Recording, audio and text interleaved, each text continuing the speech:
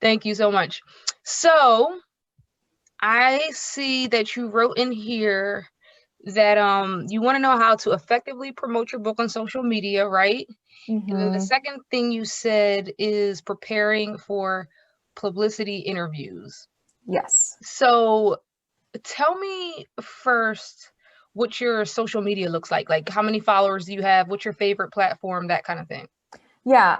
So basically it looks like nothing right Okay. now. I have not used Facebook since 2015, 2016. I just had to get off for, it was not healthy Right. Of course. around Of that course. time. So I recently, at the end of November, beginning of December, I got on Twitter. Yes. And I don't know much about using. I'm still trying to figure it out, and I'm trying to kind of be active and reach out to folks Okay. and kind of establish that. Follow other scholars and journalists that I'm Yes. interested in. But right now I think I have maybe 25 followers. It's not much of a presence for the That's time fine. being. Yep.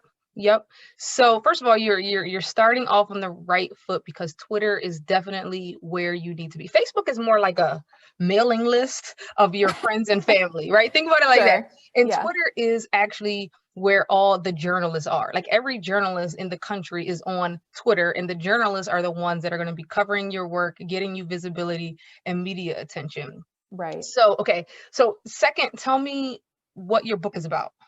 Sure. So it is, it's in comic studies as well. Okay. So it's entitled Robin and the Making of American Adolescence. And it's essentially a character analysis of Batman's sidekick that also makes the case that looking at the character, looking at the figure over its 80-year publication history can tell us a lot about the formation of the American teenager and the social construction of adolescence in the United States. Okay. And okay, that's great. That's really good. So, the second thing you said you wanted to talk about is preparing for publicity interviews. So, you said you had two coming up. So, who are they with? So one, Women Write About Comics has offered to kind of do an interview with me. I've kind of published an article with them in the past and let them know I had this book coming out, and they said, "Great, let us know." Shortly before it comes out. Mhm. And then a friend of a friend's or a friend of a colleague's, they have a podcast called The Functional Nerds, Yes. kind of just interview fiction and nonfiction writers who are kind of operating in like nerd spaces, I guess. Hmm.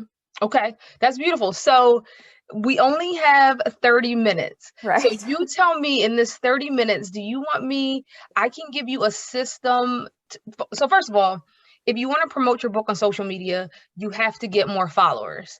Okay. And there's sort of three ways you can do that. You can write op-eds. Okay. Okay. Op-eds are essentially blog posts, 1,000-word blog posts, right? So write op-eds for kind of mid-level and national media outlets. You Okay. can actually get media interviews, right? We're talking about radio, TV, podcasts, right? That's going to get you a lot of followers. Or you can get feature pieces in the media. So that's going to look like media outlets doing a feature piece about you and your book. Okay, so those are the three things that are going to get you followers and let people know that you exist. Lucky for you, well, everybody really, but for you, there's a whole comics engine and vehicle and machine and a built-in audience. You just have to connect with them. So, do you want me to tell you my system to writing op-eds for national press? Do you want me to tell you my system for getting the media interviews with like NPR, wherever? Or do you want me to talk about getting you featured in articles in the media? Which one do you think will be most effective in this 30 minutes for you? Um, I don't know how realistic it is, but I like the idea of the second one of getting interviews. Beautiful. I think that is one of my strengths. I think that I am good at verbal communication, Mhm, and I think that I kind of come across well in many of those settings. So mhm. that would be great. Okay, yeah, and that's probably, I would say, out of the three, that's going to be the easiest and the quickest one to get you more social media followers, Okay. get you more visibility. And I also can incorporate some advice on using Twitter, because that's Twitter is going to Yes. be your thing. I'm telling you right now, right? You might Okay. be saying, I don't know how to use it, it's crazy. Twitter's going to be is where you need to be. So getting media interviews. Where are you? What city are you in? Outside Chicago. Okay, perfect. Beautiful. So the first thing that you want to do is identify a show. Like, what show do you want to be on, right? Or identify a few, like 3 to 5 shows, right? Is it a think like NPR, like your local NPR station, right? They love us. They love us, okay? I love them. Right. And they love you too, right? So identify a show that you want to be on and start local. Just start local. NPR, your local podcasts that are based in Chicago, that have a lot of followers, those types of things. Okay. Then you want to identify the host or the producer of those shows. Okay. The host and the producer are on Twitter. Okay. Okay. They're on Twitter, and you can speak directly to them on Twitter. But sometimes they're just on the internet and their email address is there. Like a lot of these shows, like the host email address is there or the producer's email address is there. The problem with that is if they have like a form on their site that says, hey, respond to this if you want to be interviewed, it's probably just going to go into the ether and you'll never hear about it. So it's not the most effective way to do it. And I never do it that way. You always want to speak directly to the host or the producer, right? So the third thing is to go on Twitter and follow the host or the producer, right? Follow them. Okay. I might be able to share my screens. Let me see if I can share my screen and just give you a quick example. Okay, especially since you're not as comfortable with Twitter, and I want to give you some good tips. Okay, so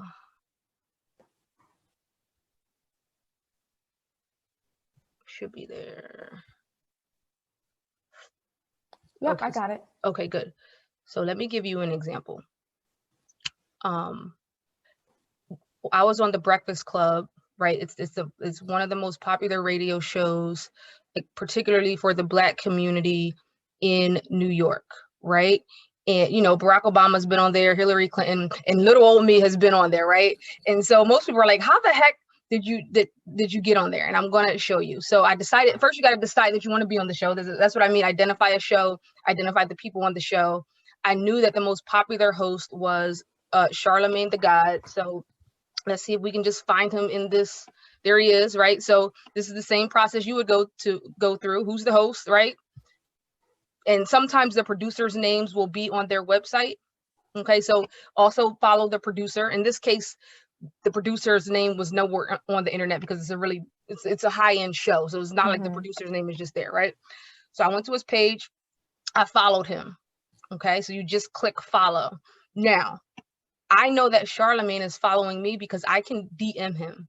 I can direct message him. You see this box right here. That's how you know if someone's following you. Once they follow you, you have direct access to this person, right? But when we first start following whoever it is that you've identified, they're not going to be following you because they don't know who the heck you are, right? until you raise your profile. The way that you get them to follow you, and this is exactly what I did when I first started following Charlemagne. He had no idea who I was.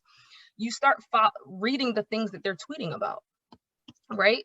You start every day, just kind of scroll. These are the things that he's tweeting about. These are the things that he cares about right now. He cares about the $600 that the government is giving people, right? Right? And you can see he cares, he has just a reminder, these are the things that he cares about. When he posts something remotely related to something I'm doing, what I would do is comment. So let's say this tweet was remotely related to my new book, Why Wakanda Matters, that's coming out next month. Click on it.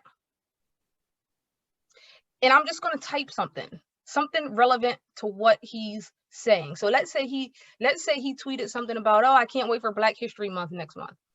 I would tweet, hey, Charlemagne, next month I have a book coming out called Why Wakanda Matters. Here's a link. That's it, right? So now this person, Charlemagne, has millions of followers. What did you just do there? Now, millions of followers are going to see your tweet. They may start following you. They may click on that link. Okay.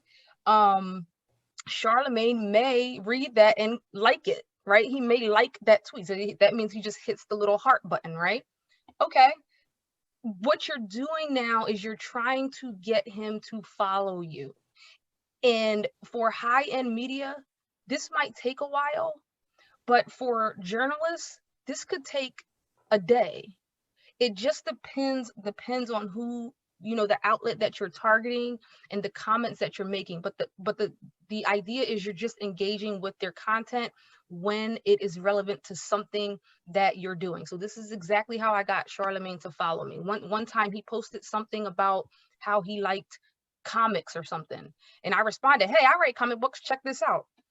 Then he started following me. Now for this one, to get him to follow me, it took a few months because he's very popular. So once he started following me, okay, you don't DM him right away because they're probably just gonna unfollow you and block you, right? So you just sit on it. So Yeah.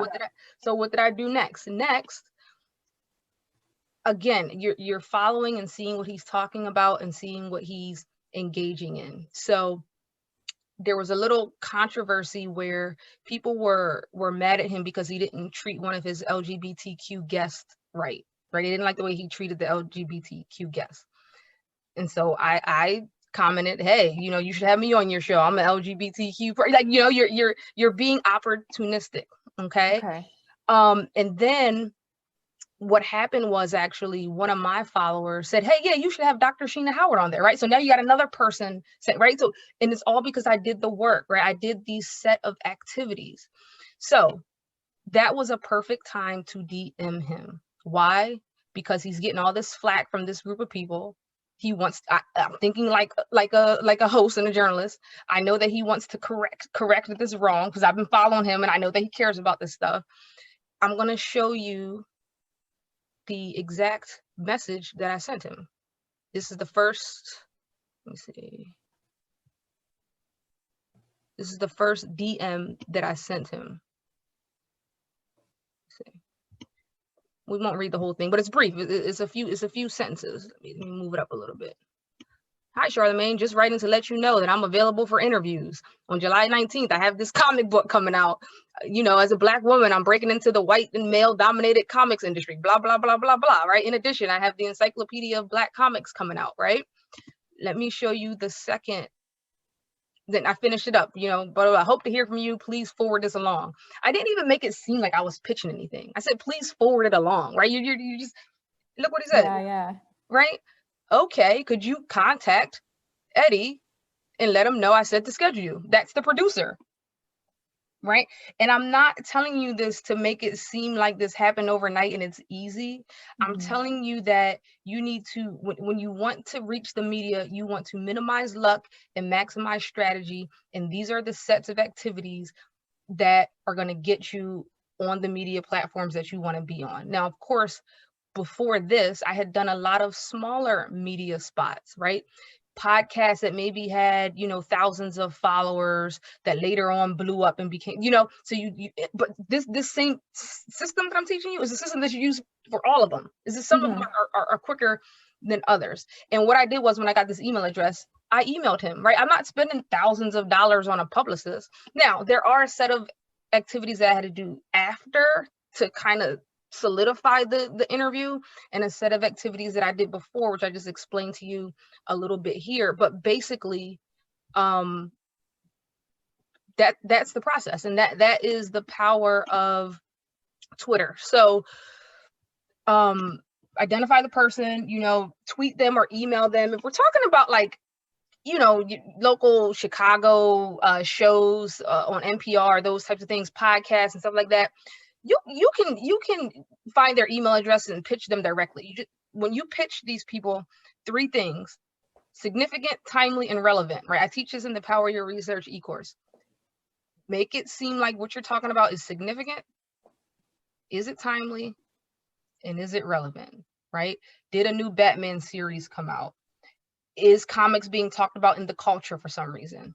As morbid as this sounds, did somebody related to Batman just die? Like those types of things give you an angle, right? And those are you don't just pitch out of nowhere. You pitch because there's an angle that you can get the journalist to care about. Because when you pitch a journalist or a host, when you send that message, you have to give them the angle. They don't want to do the work. They want to read a few sentences and say, oh yeah, this sounds like a good idea, right? So you have to give them the angle.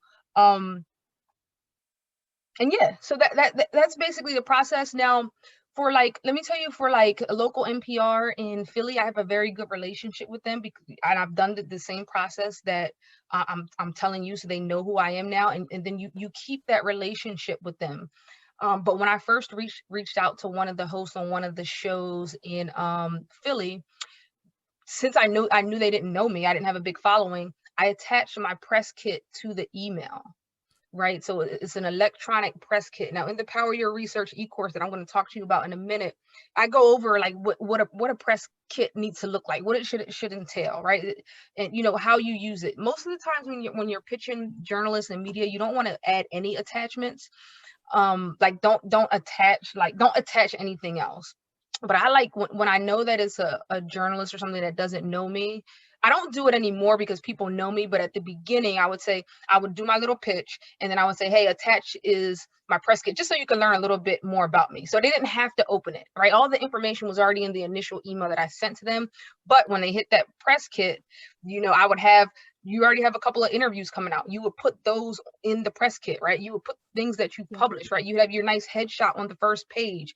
You talk about workshops you did, you know, those types of things. So, yeah, so that's the system. That's the system for getting media interviews, and it's just repetition. You just do it over and over and over again based on the shows that you want to get on, and don't give up, right? Just Charlamagne, the producer, didn't respond to my email the first time, but I didn't just say, oh, they're not interested. You gotta, but you also can't overdo it because they'll block you, and then so you know you have to kind of, you have to be smart about it and put yourself in the position of the host and the media outlets.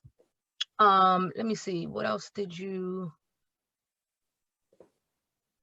So, you know, once you start getting on NPR and those type of things and doing like smaller podcasts that lead to bigger podcasts, the following's going to come. Every time you do an interview, you're going to get a little bit more followers. And sometimes when you do those media spots, they ask you like, where can people find you? And you want to say, you can find me on Twitter at whatever your name is, to get people to find you. Do you want to talk quickly about, what time is it? Oh, we're doing good.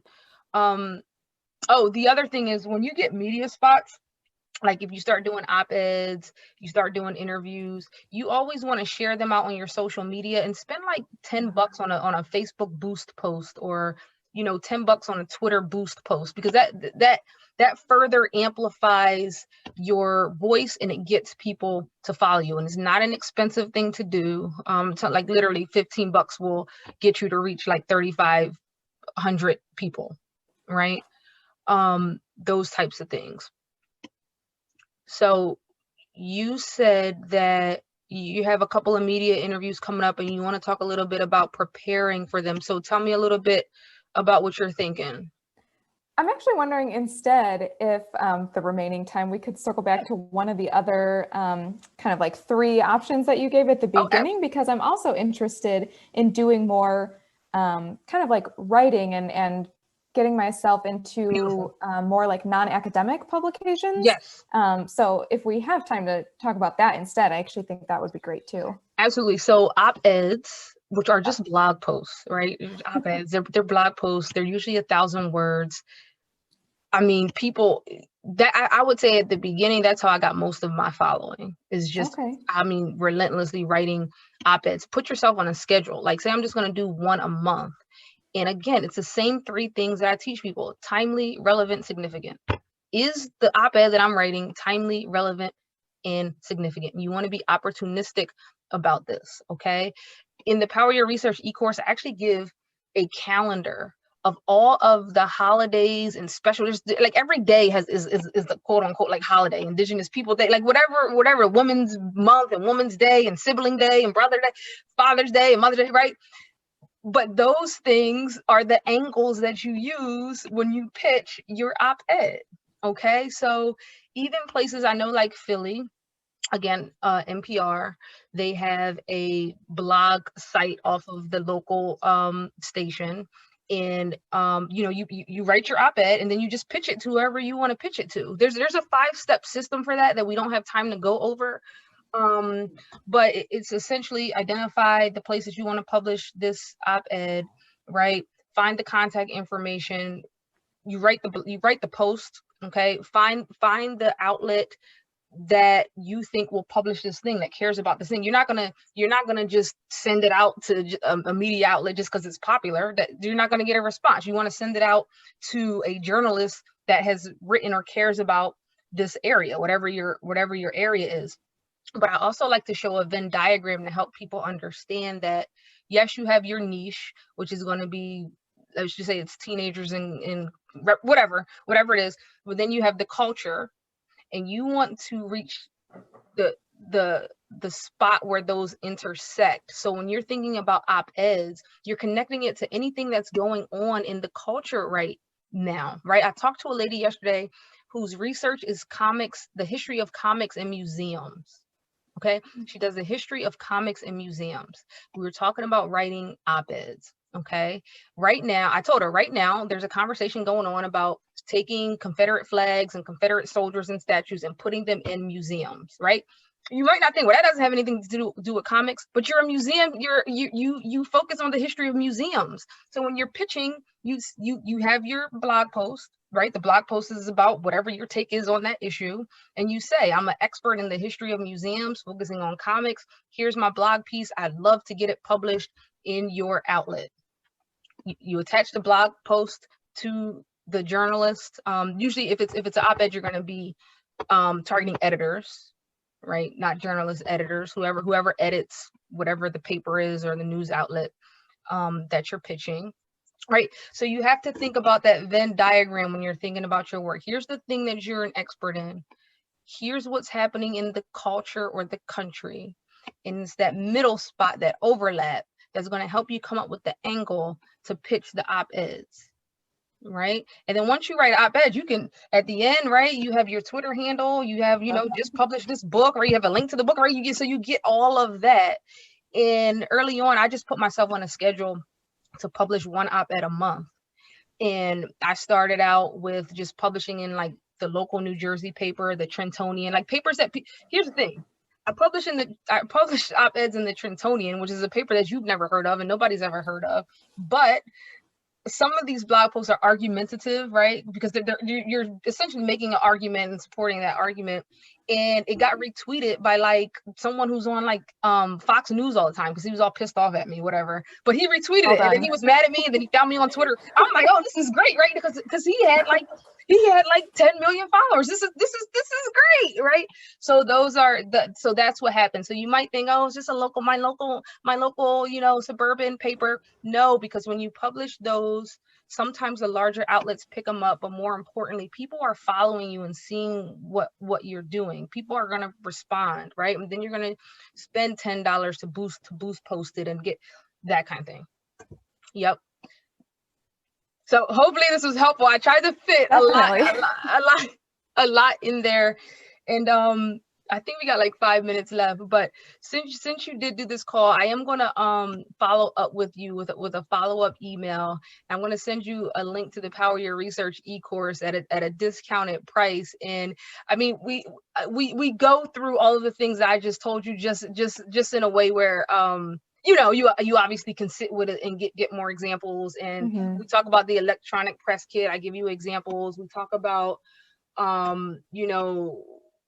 coaching. I give you group coaching. So the conversation that we're having right now, we could be having this at the end of each month, right? If you have questions, or if you're like, hey, Sheena, I got this pitch, I don't know if it works, that kind of thing. So there's group coaching. We talk about building your brand, right? So you definitely need to build your brand. Or what is your brand? So we go through your brand state. We help you with your brand statement, and then your brand, like, I operate, my statement is I create experiences for free thinkers to feel empowered when they're challenging the status quo. Now, that's not something that you're going to see on any of my website or anything. That is the brand statement that I came up with, in which everything else flows, right? I have direction because I have that statement. everything I do flows from there, right? So it's not something that if somebody asked me what I did, I wouldn't say, I create experiences for free thinkers to feel empowered, but so that's what we do in the course. We help you figure out your brand, because that guides you in the type of media that you want to get, Right.